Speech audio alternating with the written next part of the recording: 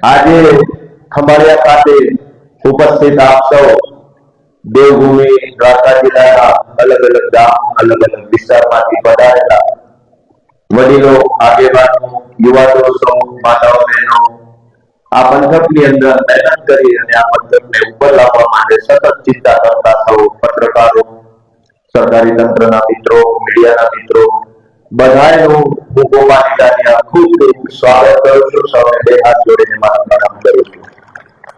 બહુ જાજો સમય થઈ ગયો છે એટલે મારી લાગણી એવી છે કે 10 મિનિટ મારી વાત રાખીશ, કેમ કે ભૂખ્યા માણસને બહુ હેરાન ન કરે અને આમાં મગજ છટકી જાય.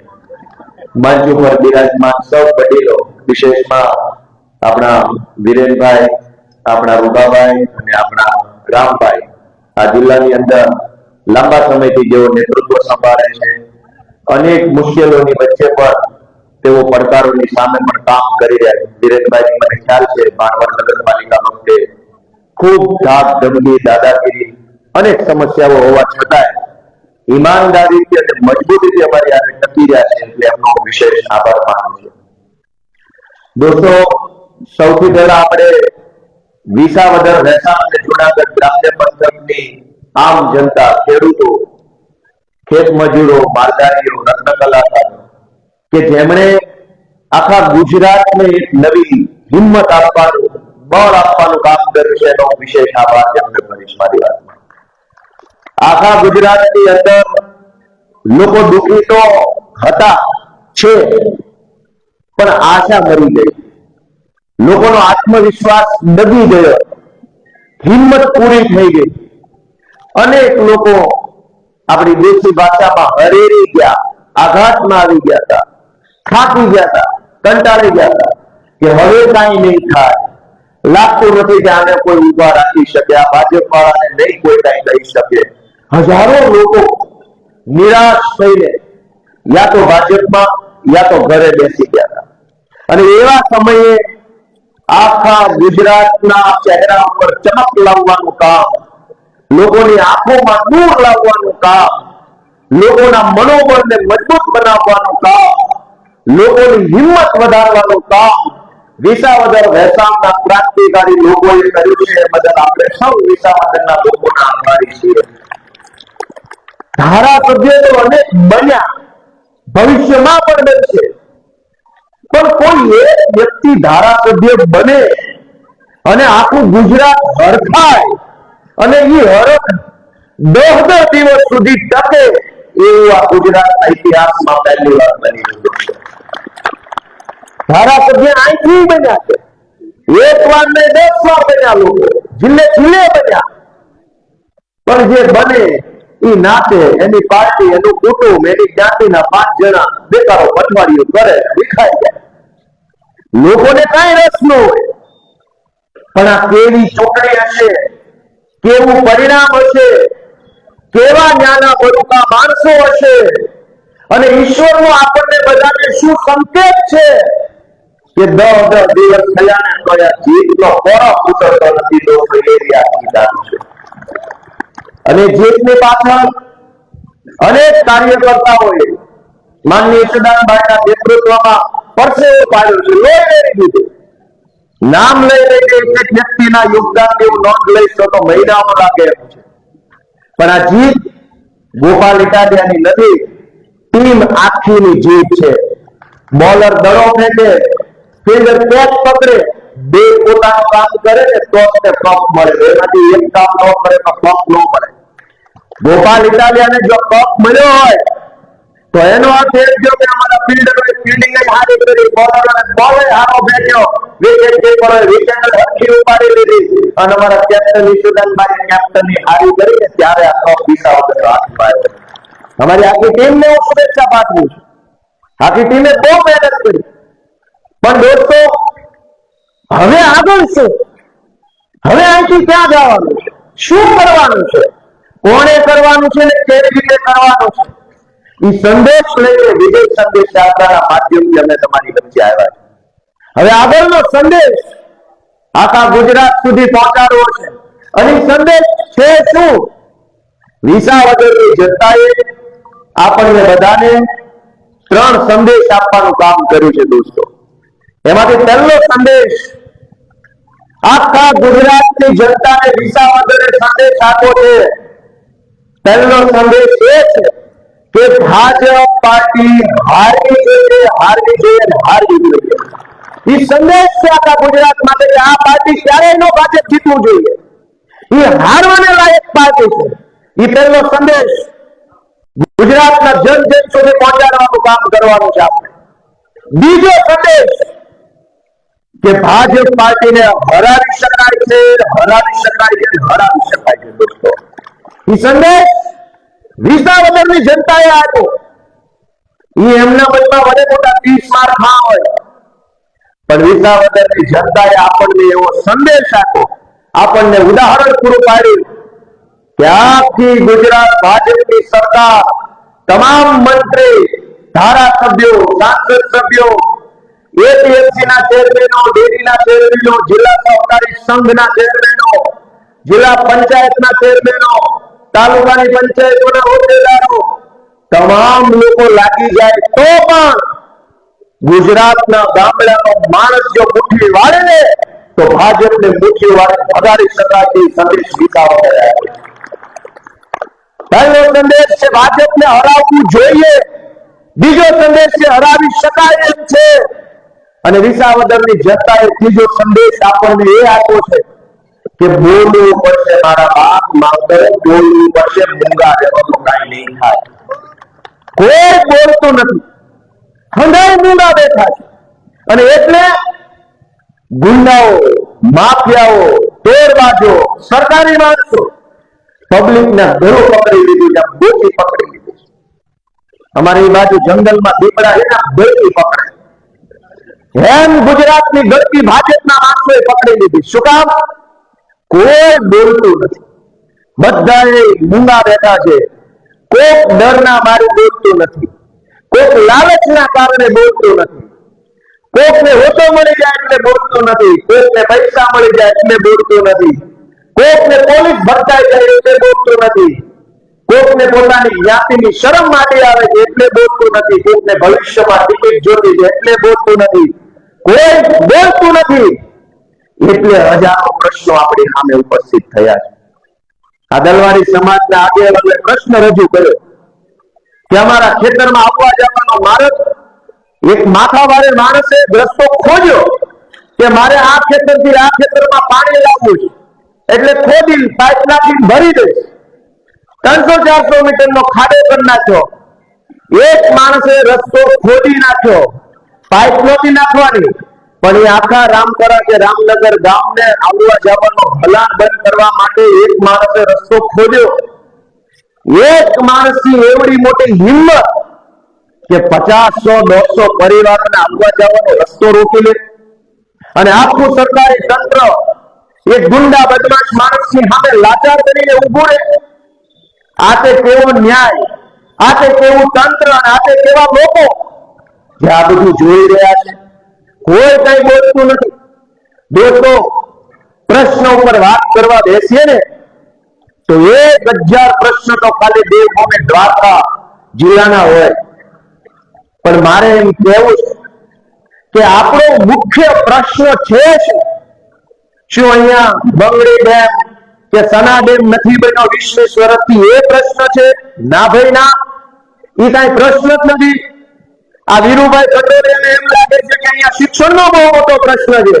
ના ભાઈ ના, એ કઈ પ્રશ્ન નથી. અહીંયા રાજુભાઈ કરોડાને એમ લાગે છે કે પીવાના પાણીનો બહુ મોટો પ્રશ્ન છે. ના ભાઈ ના, એવું કઈ નથી. અહીંથી ઓલા વડીલો મળ્યા એમ કે છે કે સરકારી તંત્ર ને પોલીસ તંત્રની બહુ દાદાગીરી છે. નાના માણસો, રિક્ષા ચલાવતા લોકો, સલાયામાં અને બંદર ઉપર બોટ ચલાવતા લોકો પાસેથી હપ્તા વસૂલે છે. એ બહુ મોટો પ્રશ્ન છે. ના ભાઈ ના, એ મોટો પ્રશ્ન નથી. ઘણાને એમ લાગે, હેમંતભાઈએ વાત કરી કે રોડ તૂટલા છે, એ બહુ મોટો પ્રશ્ન નથી. સૌથી મોટો પ્રશ્ન એ કે આટલી બધી ચૂંટણી આવ્યા પછી જયારે મત આપવા જઈએ ત્યારે બટન ઉપર આપણે જોઈએ કે અટક કે અમારી જ્ઞાતિનો કયો છે એનું દાખલો. આપણને એના રોડ ગતિ દેતા તો અટક ગોતીએ છીએ કે આ કંડોરિયા જેટલો કઈ જ્ઞાતિનો હશે.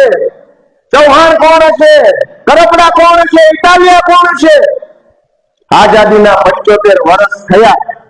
દરેક ચૂંટણીમાં વધતા ઓછા અંશે આપણે આપણી જ્ઞાતિના મત આપ્યા છે. એ પછી આ પીડા ઓછી થઈ. 75 વર્ષ સુધી આપણી નાતના માણસને મત આપ્યો. કોક મંત્રી બન્યું, કોક ધારાસભ્ય બન્યું, કોક જિલ્લા પંચાયતમાં ગયું. આપણી જ્ઞાતિના ને મત આપ્યા પછી જો આપણા પ્રશ્નો ઓછા થઈ જવાના હોત તો જે જ્ઞાતિનો મંત્રી છે એ જ્ઞાતિના ખેડૂતોને પૂરા ભાવ મળતા હોય. દોસ્તો, મારે દુઃખ સાથે કડવી વાત કરી છે. હું હાવ નાનો છું ઉંમરમાં. અહીં બેઠેલા બધા વડીલોની જિંદગી જેટલી ગઈ એનાથી અડધી તો મારી ઉંમર છે. પણ મારે એક કડવી વાત કરી છે. ભગવાન દ્વારકાધીશ અહીંયા બિરાજમાન છે, સમગ્ર સૃષ્ટિને સંદેશ આપે છે. ભગવાન શ્રી કૃષ્ણ પોતાના અગ્ગા મામાની સામે બાજી વેચે છે. ખોટું હોય, અનીતિ હોય, અન્યાય હોય, અત્યાચાર હોય તો કૃષ્ણ ભગવાન આપણને સંદેશ આપે છે, ખબ્બો મામો હોય તો પાડી દેવા, ભૂકા કાઢી નાખવા. પણ કૃષ્ણના ગામમાં આપણે રહીએ અને ચૂંટણી આવે ત્યારે ગમે એવો ખરાબ માણસ હોય આપણી નાચમાં ઢાંકો લઈને મત આપો. એ જ ભગવાન શ્રી કૃષ્ણ આપણા બધાનો બાપ એમ સંદેશ આપે કે ખોટું હોય તો મામો હોય તો પેલો ઉપાડી લેજો. અને આપણે આ ગામમાં રહીએ, નબળો માણસ હોય તો ભલે હોય, અમારી જ્ઞાતિનો છે. પોલીસ એને પકડે તો મોરચો કાઢવાનો, અમારી જ્ઞાતિનો છે. ક્યાં ભગવાન દ્વારકાધીશનો સંદેશ અને ક્યાં આપણું જીવન. દોસ્તો, ભગવાને બતાવેલા રસ્તા ઉપર નહીં આવીએ ને તો દુનિયામાં જીવીએ ત્યાં સુધી કોઈ આપણા પ્રશ્નો ઓછા નહીં થાય. ભગવાને જે કીધું છે એ કરવાનું છે. કે નબળો માણસ હોય એ ઉપર ન આવવો જોઈએ. હા, ઈસુદાનભાઈ ગઢવી જેવો ભોળો માણસ, હું તો તોય જરા સમજો ને કે એટલો બધો ભોળો નથી. ઈસુદાનભાઈ તો હાવ ભોળા માણસ. એના વખાણ કરીને મને કઈ ભારત રત્ન નથી મળવાનો. વાસ્તવિકતા તો એ છે જ. ભગવાનના માણસ, માતાજીમાં અપાર શ્રદ્ધા ધરાવે, ગામડાનો સીધો સાધો ભોળો કેવો માણસ હોય પણ પોતાની મહેનતથી, પોતાના સંઘર્ષથી, પોતાની એક ધગશ છે કે લોકો માટે મારે કંઈક કરવું છે એટલે આગળ આવ્યા. મહેનત કરી, અપમાન સહન કર્યા, માર ખાધો, મેણા કોણા ખાધા, જેલમાં ગયા. અને એ પછી જે શું થયું, ઈશુદાનભાઈને તક ન મળી, મને તક ન મળી. દોસ્તો, આપણે વિચારવાનું એ છે કે આપણા બધાને જે સમસ્યાઓ છે એ મોટી છે કે ચૂંટણીમાં મત આપવા જઈએ ત્યારે આપણી અટક મોટી છે.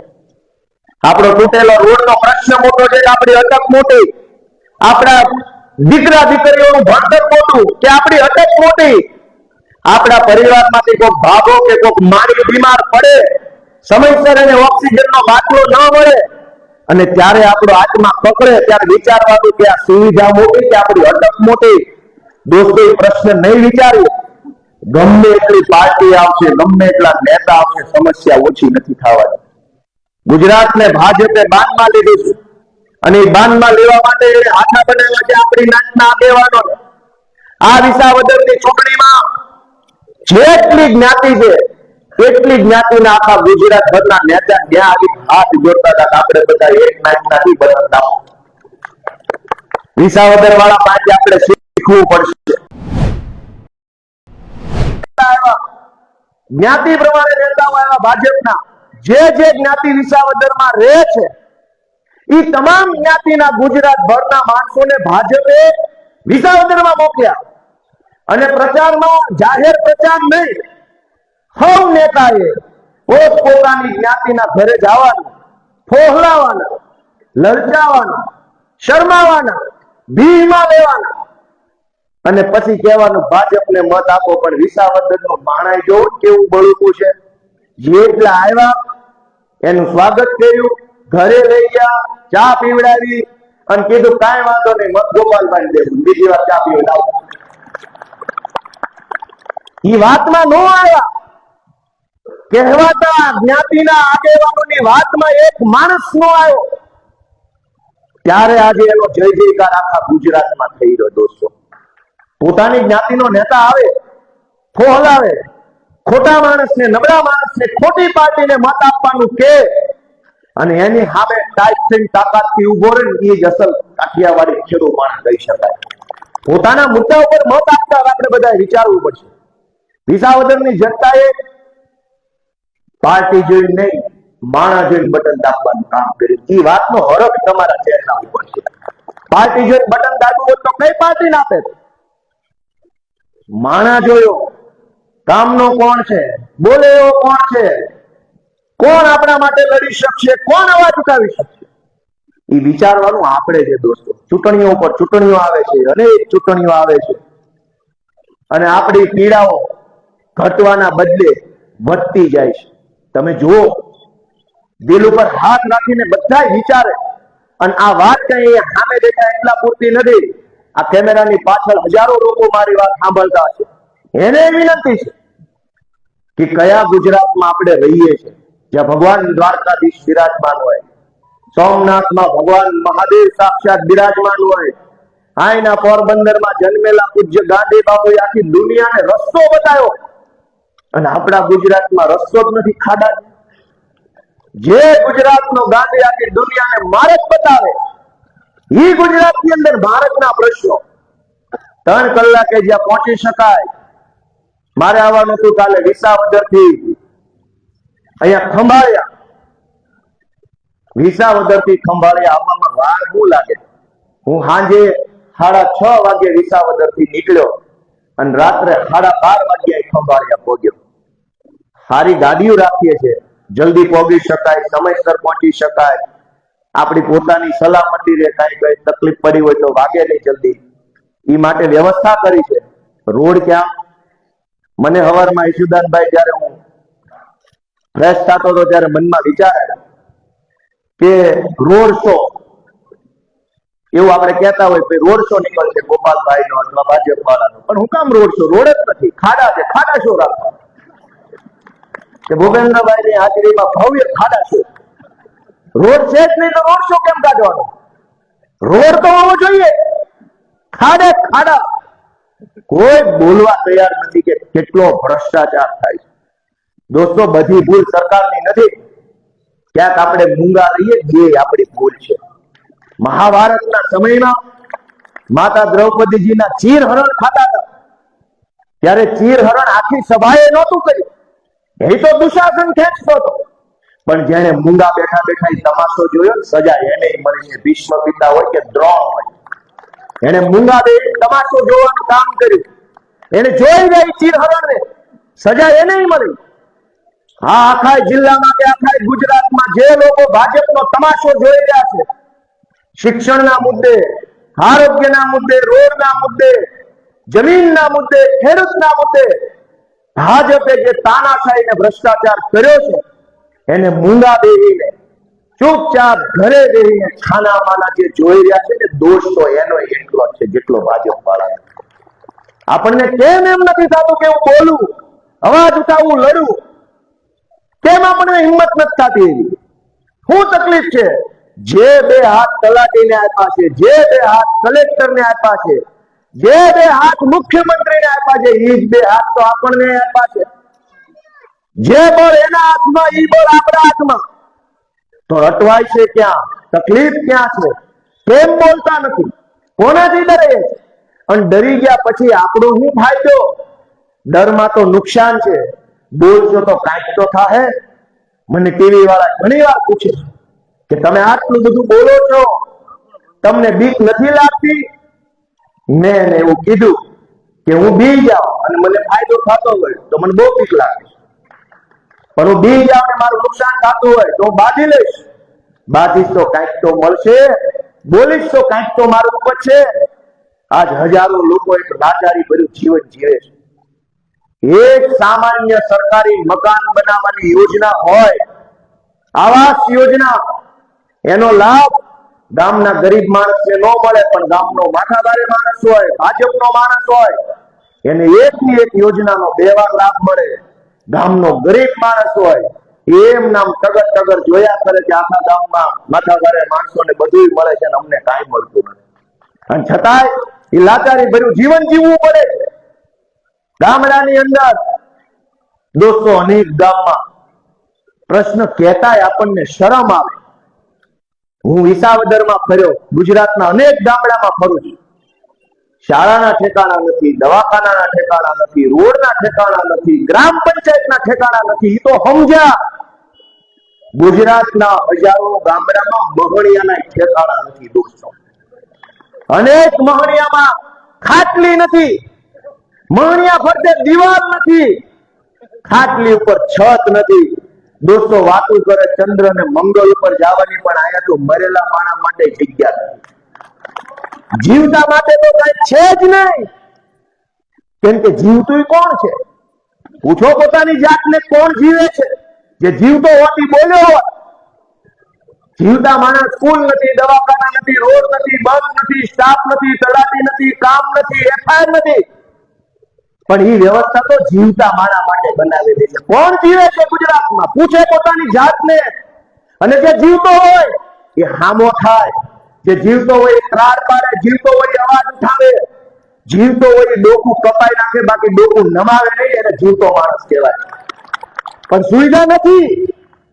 જીવતાની તો મૂકો, મરેલા માણસ માટે મહણિયા નથી. હવે ક્યાં કકળાટ કરવા? કોને ફરિયાદ કરવાની? આપણે બધાય આપણી જ્ઞાતિના મત આપો, પછી આપણી જ્ઞાતિનો એક ભાગો મરી જાય એટલે હળગાવા ક્યાં જવાનું? આ ચોમાસામાં વરસાદ વરસતો હોય, અનેક ગામ એવા છે, વાટે રહેવું પડે.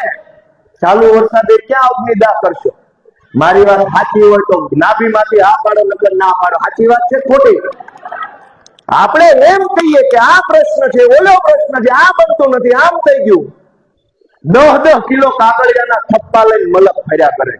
જેના ઘરે જાવ ને એના ઘરે એટલા તો કાગળિયા છે. કોકને જમીનના, કોકને મકાનના, કોકને રોડના, કોકને પોલીસ કેસના, કોકને વન વિભાગના, કોકને વીજળી વાળાના.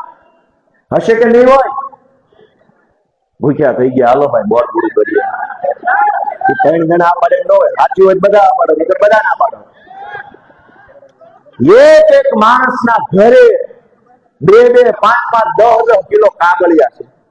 આ સમાજના વડીલો આવ્યા, કેટલા કાગળ આપ્યા? થપ્પા કાગળના.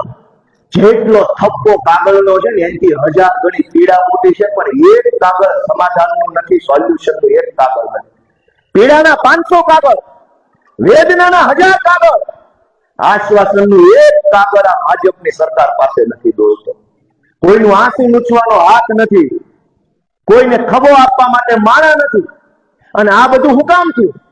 કે જ્યારે ચૂંટણી આવે, આપણી જ્ઞાતિનો કોણ છે અને આપણી જ્ઞાતિના ફલાણા ભાઈ કોની હારે છે. આ વિસાવદરની ચૂંટણીમાં કિરીટ પટેલે ભયંકર રૂપિયા વેચ્યા, ભયંકર રૂપિયા, એની વાત જવા જેવડા રૂપિયા વેચ્યા.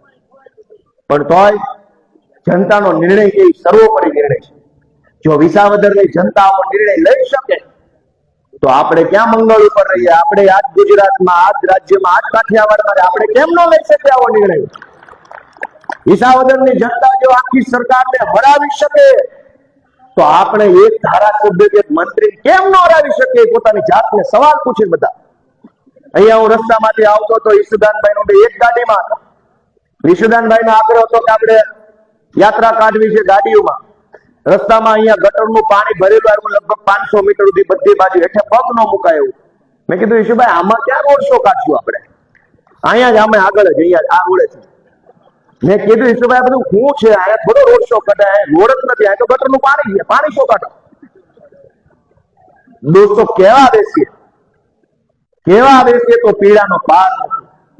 પણ એ બધી પીડાની પાછળ પીડા દૂર કરવાનો રામબાણ ઇલાજ ડોક્ટર બાબા સાહેબ આંબેડકરે બંધારણના માધ્યમથી આપણી આંગળી પર મૂકેલો છે. જે દિશામાં આપણી આંગળી, એ દિશામાં આપણું જીવન. આપણી આંગળી ખોટા બટન પર, આપણું જીવન ખોટા પાટે ચડી જાય. આપણી આંગળી સાચા બટન પર, આપણું જીવન સાચા રસ્તે હાલતું થાય. આજ સમાજમાં દૂષણ છે, દુઃખ છે, પીડા છે, તો વાંક એમાં આપણી આંગળીનો છે. અને સમાજમાં જે સારું છે એમાં જવાબદાર આપણી આંગળી છે દોસ્તો. આપણી આંગળીને કઈ સારી દિશામાં વાળીએ એવી ભગવાન આપણને શક્તિ અને બળ આપે એવું પ્રાર્થના કરું છું દોસ્તો. હું નાનો છું, ઘણું કહેવું છે, પણ સાંભળે કોણ? અમારું કોણ સાંભળશે, કોણ લક્ષમાં લેશે? એ તો છોકરા છે, બોલ્યા કરે ભાઈ. પણ અમને એટલી બધી વેદના છે કે ગુજરાત જાગશે ક્યારે? લોકો ક્યારે વિચારશે? ગોપાલ ઇટાલિયા કે ઈશુદાન ગઢવી જરાય મહત્વના નથી. કઈ એના આધારે દેશ નથી, દેશ તમારા આધારે છે.